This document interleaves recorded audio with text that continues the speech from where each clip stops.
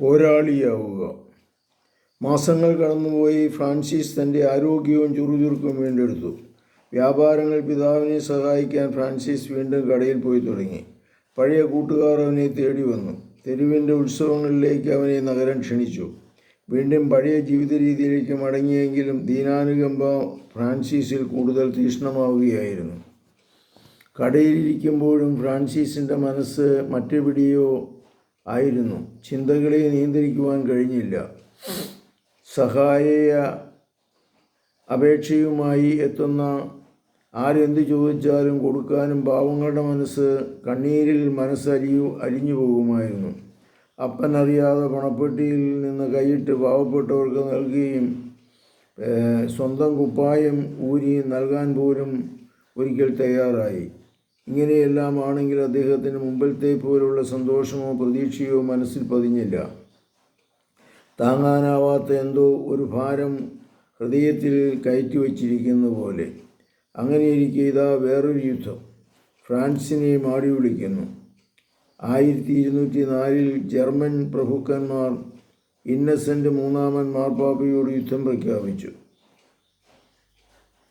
സാമ്രാജ്യ മേൽക്കോയ്മയ്ക്കെതിരെ മാർപ്പാപ്പയുടെ പക്ഷം ചേർന്ന് പൊരുതാൻ നിരവധി പ്രഭുക്കന്മാർ മുന്നോട്ട് വന്നു.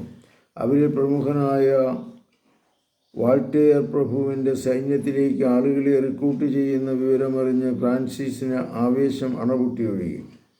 ഇതാ ഒരിക്കൽ എനിക്ക് നഷ്ടപ്പെട്ട സൗഭാഗ്യം വീണ്ടും തന്നെ തേടി വരുന്നു. തൻ്റെ അഭിലാഷമായ മാടമ്പി സ്ഥാനം നേടിയെടുക്കുവാൻ ഏറ്റവും അനുയോജ്യമായ അവസരം. വെട്ടിത്തിളങ്ങുന്ന പടച്ചട്ട, ഇരട്ടി മൂർച്ചയുള്ള വാൾ,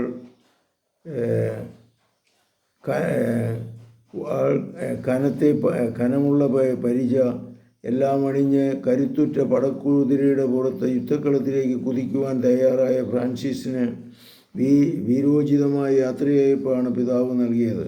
മാർപ്പാപ്പയ്ക്ക് വേണ്ടി ഒരു മകൻ പോരാടുവാൻ പോവുകയാണ്. അദ്ദേഹത്തിനും വലിയ താല്പര്യമായിരുന്നു. അസീസി നഗരം ഫ്രാൻസിസിനും കൂട്ടർക്കും വിജയാശംസകൾ നേർന്നു. മനസ്സ് നിറയെ മാടമ്പി സ്ഥാനവും സ്വപ്നം കണ്ട് സൈനിക താവളമായ പൂലിജിയയിലേക്ക് യാത്രയാണ്.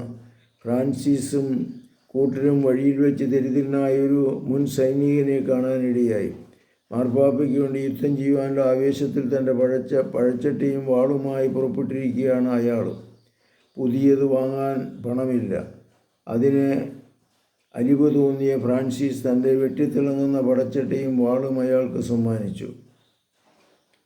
സ്പൊലേറ്റോ താഴ്വരയിലായിരുന്നു അന്ന് രാത്രി ഫ്രാൻസിസിൻ്റെയും കൂട്ടരുടെയും വിശ്രമം. സർവായുധ സജ്ജരായ നൂറുകണക്കിന് പട്ടാളക്കാർ യുദ്ധമുന്നണിയിലേക്ക് കുതിക്കാൻ വെമ്പൽ കൊള്ളുന്നവർ. അവർ അവിടെ വിശ്രമിക്കുകയാണ്. അവരോടൊപ്പം ഫ്രാൻസിസ് ഉറങ്ങാൻ കിടന്നു. ഉറക്കത്തിലേക്ക് വഴുതി വീഴവേ ഫ്രാൻസിസിന് അത്ഭുതകരമായ ഒരു ദർശനമുണ്ടായി. അദ്ദേഹം ദൈവത്തിൻ്റെ സ്വരം കേൾക്കുന്നു. വളരെ വ്യക്തമായ സ്വരം. വെള്ളി വെളിച്ചത്തിൻ്റെ 1000 സൂര്യപ്രഭ ചിതറുന്ന ആകാശമണ്ഡലത്തിൽ നിന്ന് ആരോ തന്നെ വിളിക്കുന്നു, ഫ്രാൻസിസ്, ഫ്രാൻസിസ്. ഫ്രാൻസിസ് ഞെട്ടിയുണർന്നു. ആരാണ് ഫ്രാൻസിസ്? ഫ്രാൻസിസ്, നീ എവിടെ പോകുന്നു? താൻ ഇന്നേ വരെ കേട്ടിട്ടില്ലാത്ത ശാന്തവും ഗംഭീരവും കരുണാ നിറഞ്ഞതുമായ ശബ്ദം. അതേ, ദൈവത്തിൻ്റെ ശബ്ദം തന്നെ. ഫ്രാൻസിസ് മനസ്സുരിലോർത്തു. ഫ്രാൻസിസിന് ദേഹമാസകലം കുളിരുകോരി. ശരീരം തളരുന്നത് പോലെ ഭയഭക്തി ബഹുമാനത്തോടെ ഫ്രാൻസിസ് പ്രതിവചിച്ചു. അപ്പൂലിയയിലേക്ക് യുദ്ധത്തിനായി പോകുന്നു, ഒരു മാടമ്പിയാകാൻ. ഫ്രാൻസിസ് യജമാനെ സ്നേഹിക്കുന്നതോ ഭൃത്തിനെ സേവിക്കുന്ന ഏതാണ് കൂടുതൽ നല്ലത്?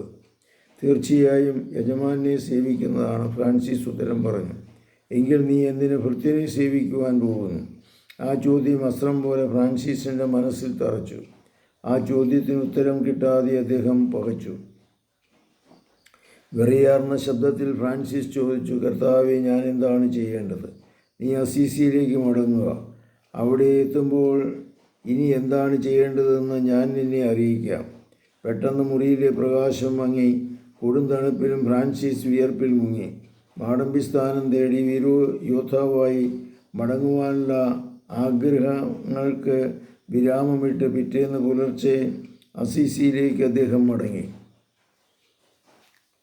ഫ്രാൻസിസ് മാടമ്പി സ്ഥാനത്തിന് വേണ്ടിയിട്ട് യുദ്ധം ചെയ്യാൻ പോയ ഫ്രാൻസിസ് ജീവിതത്തിൽ യേശുവിൻ്റെ ദൈവത്തിൻ്റെ സ്വരം കേട്ട് മടങ്ങുന്ന കാഴ്ചയാണ് നാം കാണുന്നത്.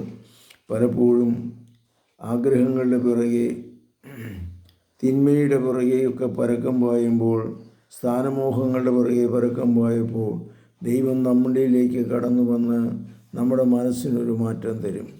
വിശുദ്ധ ഫ്രാൻസിസെ, ഞങ്ങളുടെ ഈ ആഗ്രഹങ്ങളെയും അഭിലാഷങ്ങളെയും ദൈവസന്നിധിയിൽ അർപ്പിക്കുക. പലപ്പോഴും ദൈവത്തിന് ഒന്നാം സ്ഥാനം കൊടുക്കാതെ മറ്റു പലതിൻ്റെയും പിറകെ ഞങ്ങൾ പോകുന്നു. കർത്താവേ, ഞങ്ങളിൽ കരുണ തോന്നണമേ.